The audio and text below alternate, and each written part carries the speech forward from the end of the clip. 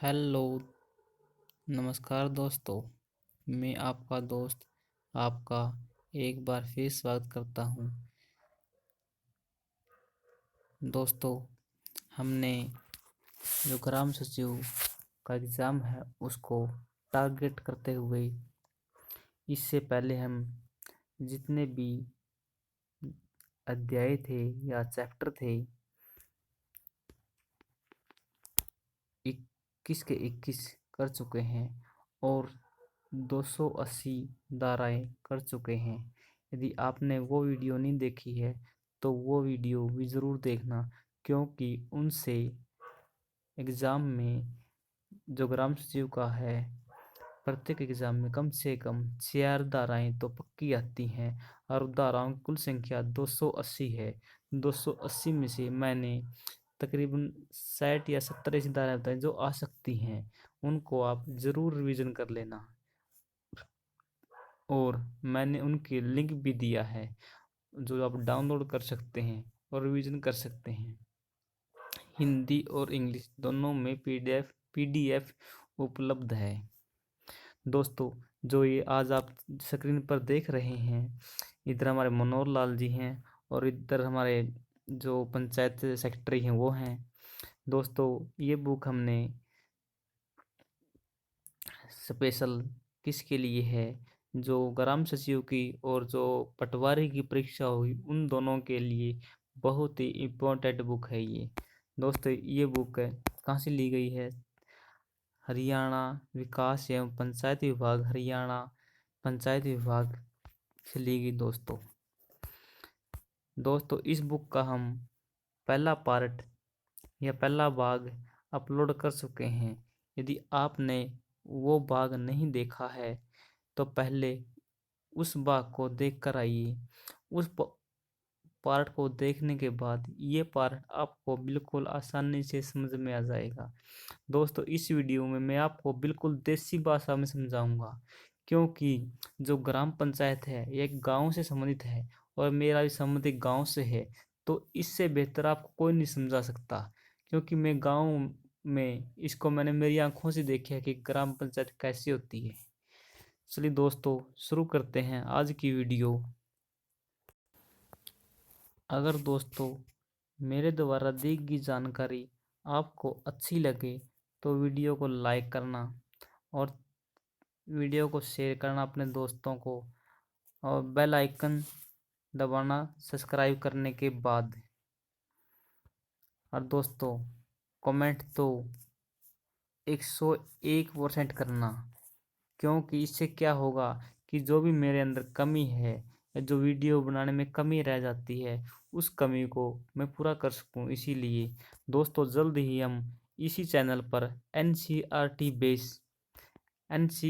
Base computer और जितनी political, history और साइंस +2 तक की करेंगे। और हाँ, जो हिंदी ग्रामर है, व्याकरण है, वो भी एनसीईआरटी बेस मिलेगी आपको। मेरे पास उसकी भी एनसीईआरटी बेस बुक है, जिस टाइम में पढ़ाई करता था 10वीं तक की है।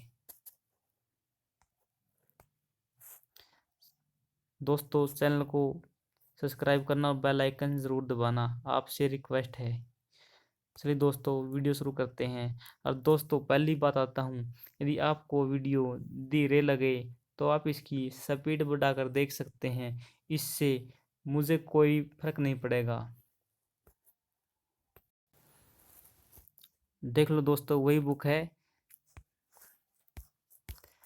हमने इसके आप देख सकते हैं इसमें क्या क्या दिया गया है। पं, पंचायत का बारे में दी गई है, पंचायत सशक्तिकरण के बारे में बताया गया है। अच्छा,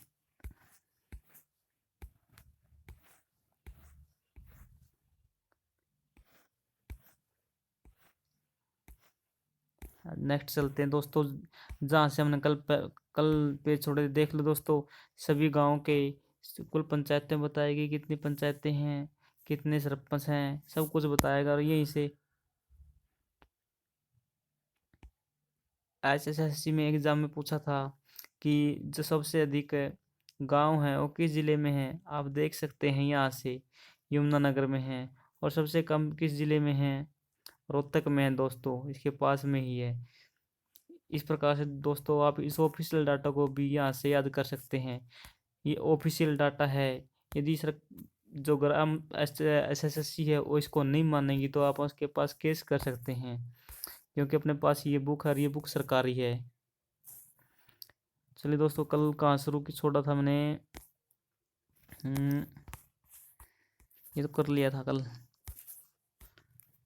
ये भी कर लिया था।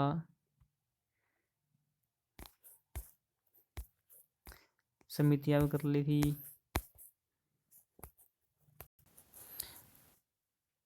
उप समितियां, संतानीय समितियां, समितियां संबंधी प्रक्रिया, अतिक्रमण को हटाना ये भी कर लिया था। ग्रामीण निधि ये भी कर ली थी। ग्रामीण निधि के स्रोत ये भी कर लिए थे।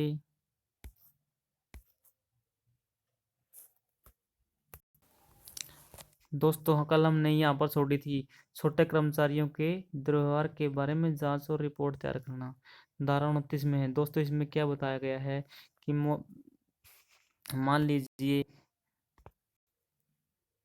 ये गांव का कोई व्यक्ति है और इसके साथ कोई पटवारी, नहरी और सिर, स्वास्थ्य विभाग का कर्मचारी, हेड कांस्टेबल, सेवादार, चौकीदार, ग्राम स्तर के कर्मचारी ने दुरुपयोग किया है इसका, इसके साथ गलत व्यवहार किया है, तो इसकी जांच कौन करेगा? तो इसकी जांच ग्राम पंचायत करेगी दोस्तों। अपनी रिपोर्ट उस अधिकारी को, फिर ग्राम पंचायत इस पर कार्रवाई करेगी, लेकिन ये नहीं मानेगा नहीं वो, फिर क्या करेगी? फिर उस अधिकारी के पास रिपोर्ट देगी, यानी ब्लॉक समिति पे, फिर ऑर्डर नहीं चलेगी, फिर जिला स्तर पर देगी। इस प्रकार कार्रवाई की जाती है। यानी इसका मतलब ये होगा कि गांव का रखवाला कौन होता है? सरपंच होता है। ग्राम निधि दोस्तों, ये धारा 39 मोस्ट इम्पोर्टेंट है, इम्पोर्टेंट है दोस्तों, क्योंकि ग्राम निधि के बारे में बताया गया है। दोस्तों इसमें क्या बताया गया है कि सरपंच ग्राम निधि का कोई भी राशि बैंक से तभी ले सकता है जब ग्राम पंचायत प्रस्ताव पास करके वे राशि निकालने की स्वीकृति दे। यानी सीधी सी बात है कि जब बजट पेश करो, या जिस प्रकार से बजट पेश होता है उसी प्रकार से पंचायत में भी जब जो मेंबर होते हैं, ये सारे पास करके देंगे, बिल पास करेंगे सभी अपने अपने हस्ताक्षर करके, गुंठा लगा के, तभी सरपंच बैंक से पैसे निकलवा सकता है। आगे क्या गया है? परंतु आपातकाल के समय कितने 1,000 रुपये तक सरपंच कटवा इसका है। ये पहले की बात है, लेकिन आज भी यही लागू है। लेकिन डाटा बदल चुका है, 5,000 भी आ सकता है। यहाँ पर उड्डा सरकार ने इनकी 5,000 रुपये राशि कर दी थी, लेकिन खट्टर सरकार ने इनका कुछ नहीं किया अभी तक। रुपए की राशि का प्रस्ताव कर सकता, लेकिन एग्जाम में यदि पूछेगा तो यही डाटा रखेगा सेम टू। ग्राम पंचायत के सभी प्रकार के खर्चे का आमदनी रोकड़ बही में लिखे जाते हैं। जिस प्रकार से दोस्तों हमारा खाता बैंक में है, या हमारा खाता डाकघर में है, या और कोई कॉपी है जिसमें हमारा खाता है, उसमें लेखा जोखा होता है, उसे क्या बोलते हैं हम? बैंक कॉपी या डाकखाना कॉपी बोलते हैं। उसी प्रकार से जिस कॉपी में जो पंचायत होती है उसके आय व्यय का वर्णन होता है, उसे क्या बोलते हैं? उसे बोलते हैं रोकड़ बही। रोकड़ बही ध्यान रखना दोस्तों, ये एग्जाम में पूछी जा सकती है।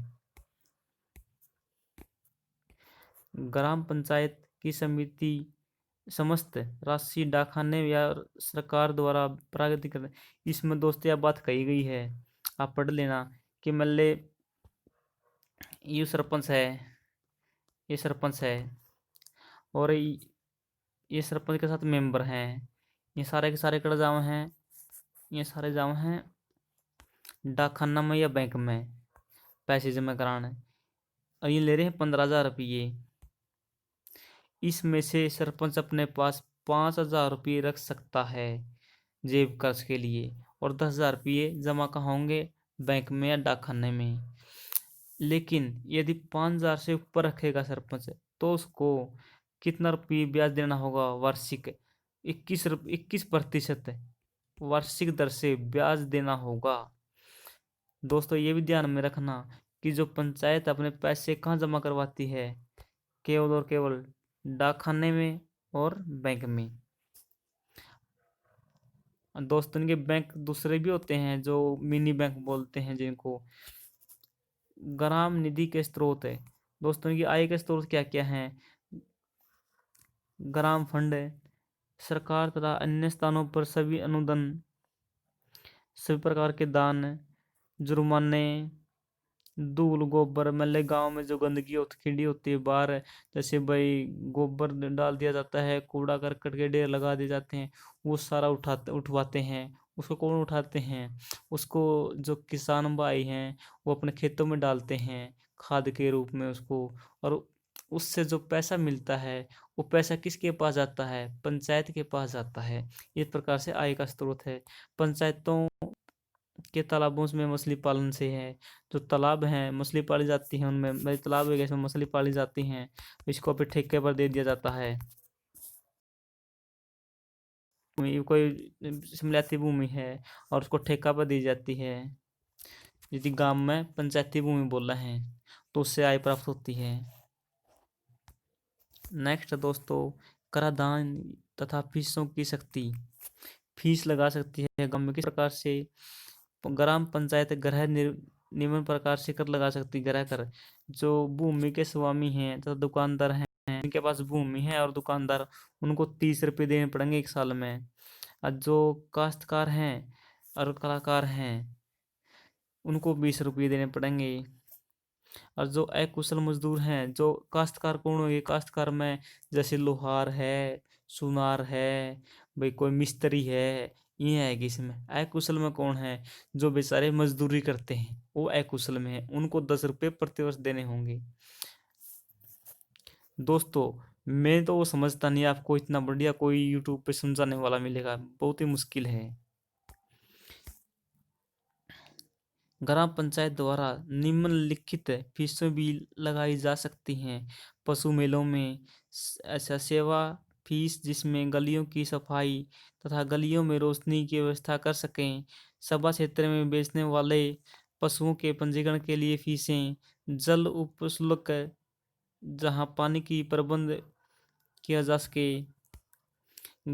ग्राम पंचायत के अभिलेखों तक पहुंच, जो जितने भी अधिकारी होते हैं, जो मतलब ग्राम ग्राम सचिव है, बीडीओ है, या जो ब्लॉक समिति के सदस्य हैं, जिला परिषद के सदस्य हैं, डीसी है, एडीसी है, वो किसके जो कागजात हैं उनकी जांच कर सकते हैं? पंचायत ग्राम पंचायत के कागजों की जांच कर सकते हैं। खंड, जो फिर ये जो खंड शिक्षा अधिकारी, खंड अधिकारी, विकास अधिकारी, पंचायत अधिकारी या समाज अधिकारी, ये पे क्या करेंगे? इनकी कोई कॉपी लेनी है, उसका महत्व है, जो कोई रिकॉर्ड लेना है तो उसका क्या करेंगे? उसका एक रसीद काट कर देनी पड़ेगी उनकी, भाई हम यहाँ लेकर जाओ वहाँ इसके पास से इसकी ये रसीद है। जिस प्रकार हम बिल बन जाओ वहाँ तो बिल भर दे हैं अब फिर, लेकिन अपने को एक रसीद मिलती है, उसी प्रकार से रसीद देनी पड़ती है। सभा क्षेत्र का कोई भी व्यक्ति ग्राम पंचायत का रिकॉर्ड देख सकता है, उसके लिए उसे 25 रुपये फीस देनी होगी। और सरपंच उस पर प्रति सरपंच उस प्रति पर हस्ताक्षर करेगा 5 रुपये में। दोस्त इसमें यह बात नु गई है जी, आपको कौन समझ में आवे? ई मल्ले या ग्राम पंचायत की बही है या कोई खाता है, और ये सदस्य हैं कौन? ग्राम सभा के। ये इसके बारे में जानकारी लेना चाहवा है सारे के, कोई भी एक व्यक्ति मान ली इनका बारे में जानकारी लेना चाहवा है तो देखिए करना पड़ेगा, यदि 25 रुपये देने पड़ेंगे। और यदि 25 रुपये दे दिए, इनको मैंने कॉपी चाहिए इसकी, तो फिर 5 रुपये और देने पड़ेंगे थी एक्स्ट्रा, यानी कुल मिलाकर ना 30 रुपये देने पड़ेंगे थी। और फिर पर्ची ले होगा नहीं, उस पर किसके हस्ताक्षर होने जरूरी है? सरपंच के होने जरूरी है, यह बात थी इसमें। नेक्स्ट है दोस्तों, सरपंच और पंचों के दायित्व। आपने भी रखे दायित्व हैं गांव में सरपंच और पंच के। जो फंड है उसका दुरुपयोग या संपत्ति की हानि के लिए जिम्मेदार होगा। कोई भी पैसा वेस्टेज होगा उसके लिए कौन जिम्मेदार होगा? सरपंच होंगे। और गांव का विकास का दायित्व किस पे है? सरपंच पे है। सरपंच की वजह से जो नुकसान हुआ है वह हानि की राशि उसे वसूली जाएगी। बिल्कुल सही है। ये सपोज करो इसने सर ये कोई पंच है, यदि कोई हानि कर दी है, सपोज यदि कोई गलत गली बनवा दी, उस पर जितने भी रुपये लगे हैं बनाए हुए, वो कौन भरेगा? यू भरेगा, सरपंच है, इसने मेंबर इसने भरने पड़ेंगे वे सारे के सारे। और यदि इसकी मृत्यु हो जाए, ये एमएलए मर जाए, फिर कौन भरेगा? इसकी जो संपत्ति है उससे उसको पूरा किया जाएगा। नेक्स्ट है पंचायत समिति। दोस्तों इससे संबंधित है, ग्राम सचिव के एग्जाम में प्रश्न आया था, वो प्रश्न में आपको अभी दिखाता हूँ, फिर इसका उस प्रश्न का आंसर आप स्वयं ही दे देंगे कि कौन सा है। दोस्तों आपको स्क्रीन पर दिखाई दे रहा है, प्रश्न नंबर 20 है। हरियाणा पंचायती राज अधिनियम 1994 के अध्याय 10 के अनुसार पंचायत समिति यानी ब्लॉक समिति द्वारा बनाए जाने वाले अनिवार्य समिति का भाग नहीं है। कौन सा भाग नहीं है दोस्तों? ये आप इसको ध्यान में रखना है, यहाँ पर कौन सा भाग नहीं है आप क्वेश्चन कराएंगे फिर ध्यान में आओगा। स्वास्थ्य एवं कल्याण समिति, सामान्य समिति, सी सामाजिक न्याय समिति, वित्त लेखा परीक्षक और आयोजन समिति यानी योजना समिति। चलिए दोस्तों अपनी वीडियो पर चलते हैं, फिर देखते हैं कि आंसर क्या बनता है इसका। देखो दोस्तों, पहली बात तो कौन सी धारा के तहत बनती है? 61 के तहत बनती हैं। जो अध्यक्ष होता है पंचायत समिति की बैठक बुलाता है, ये सब ने मेरा है। सभापति होता है, संचालन करेगा। अच्छा, फिर देख रेख करेगा इनकी। जो विकास खंड अधिकारी होता है उस पर भी निगरानी करेगा, निगरानी का प्रयोग करेगा ये। उपाध्यक्ष और अध्यक्ष की अनुपस्थिति में उपाध्यक्ष काम करेगा, कोई खास बात नहीं। अध्यक्ष तथा उपाध्यक्ष काटा जा सकता है, ये इंपॉर्टेंट है दोस्तों। आगे पंचायत समिति आओगी, कैसे हटाया जा सकता है? पंचायत समिति के सदस्यों द्वारा निहित रीति से आयोजित किसी बैठक में 2/3 बहुमत से हटाया जा सकता है। निहित रीति क्या होता है दोस्तों? निहित रीति होती है विशेष बैठक। निहित रीति यानी विशेष विधि से। विशेष विधि कौन सी है? वो 2/3 2/3 बहुमत से अध्यक्ष को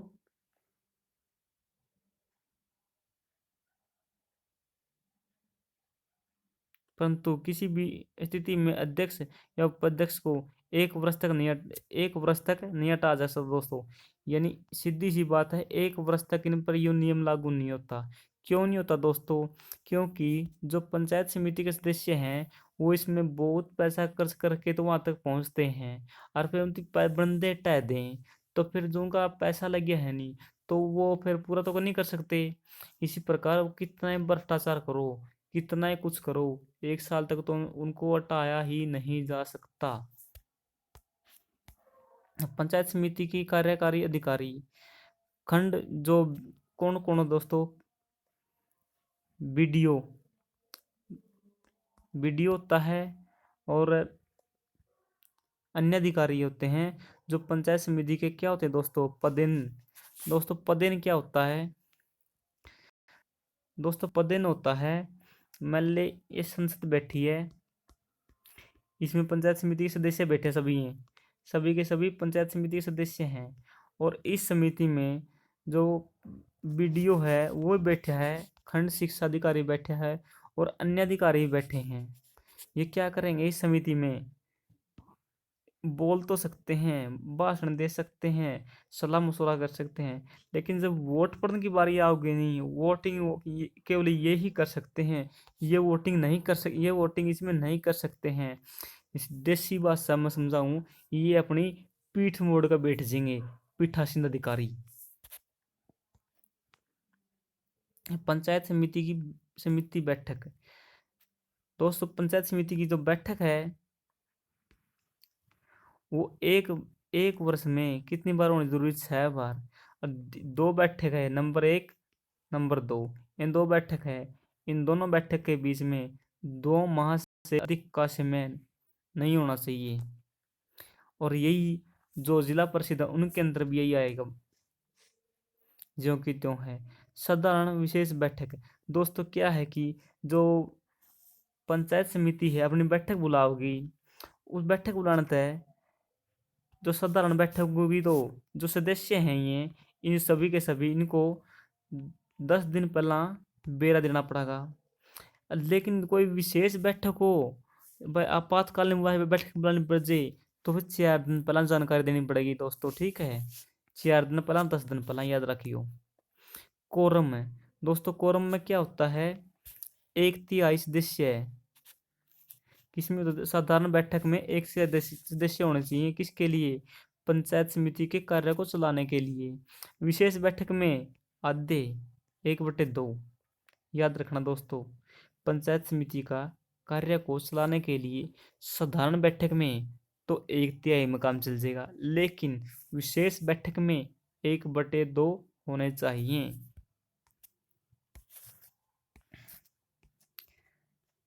पंचायत समिति के कर्तव्य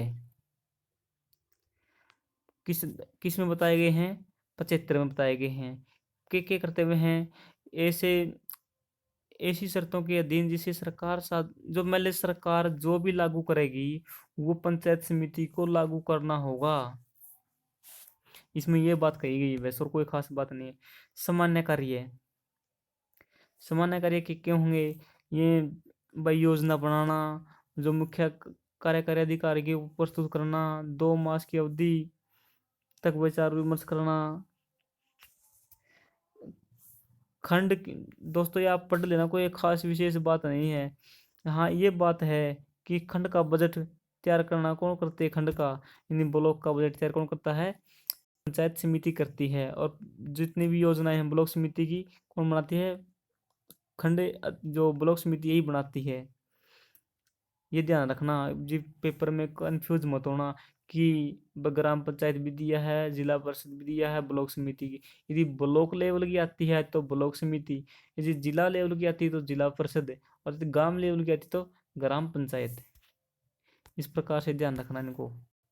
कृषि से संबंधित आपने देख लिया, वही बात है किसी की भी। बाकी आप इनको पढ़ लेना एक बार ही। शिक्षा के बारे में वही है भाई, जो प्राथमिक स्कूलों का भवनों का निर्माण करना, जो पंचायत के काम है वही काम इनके हैं। बात बराबर, काम वही है, क्योंकि जो काम है, काम पहले पास करती है जिला परिषद, उसके बाद ब्लॉक समिति, उसके बाद तो काम किसके पास आते हैं? ग्राम पंचायत के पास। काम तो वही है। समितियों का गठन। दोस्तों मैंने जो आपको प्रश्न दिखाया था पहले, वो प्रश्न अब आ चुका है, इसमें देख लीजिए आप। समितियों का गठन, कौन सी समिति होती हैं? 3 समितियां होती हैं। पहली बात तो 3 समितियां होती है, ध्यान में रखिए कितनी? 3। इन समितियों के सामान्य समिति, दोस्तों ये देख लेना, सामान्य समिति होती ठीक है, वित्त समिति ठीक है, योजना समिति ठीक है, वित्त और योजना एक की बात है, और सामाजिक।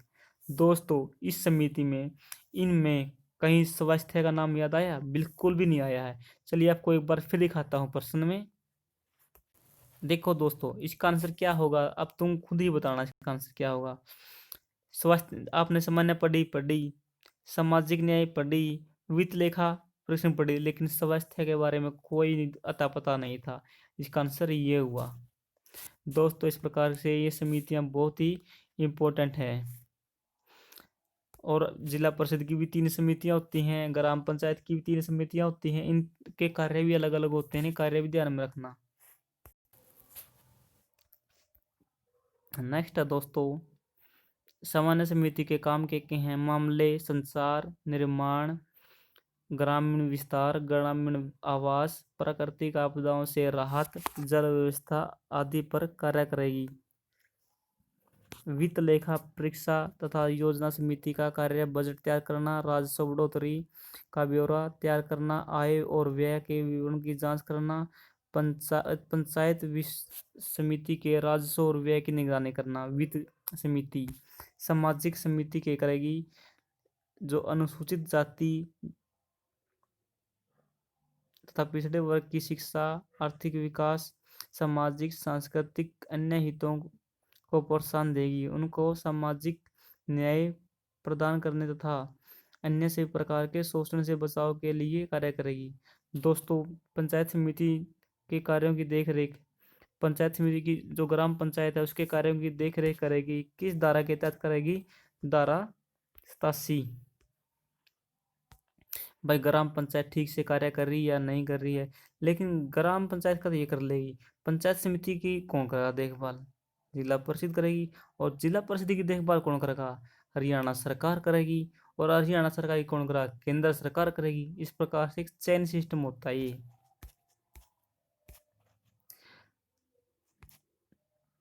जो मैं एक्स्ट्रा बातें बताता हूँ इनसे क्या है कि आपको जो प्रश्न है उसको समझने में आसानी हो सकती है एग्जाम के वक्त।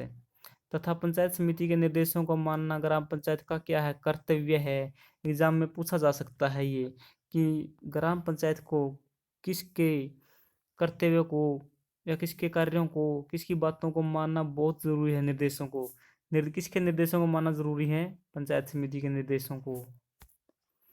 पंचायत समिति खंड में ग्राम पंचायत के अधीन चल रहे कार्यों का निरीक्षण करना।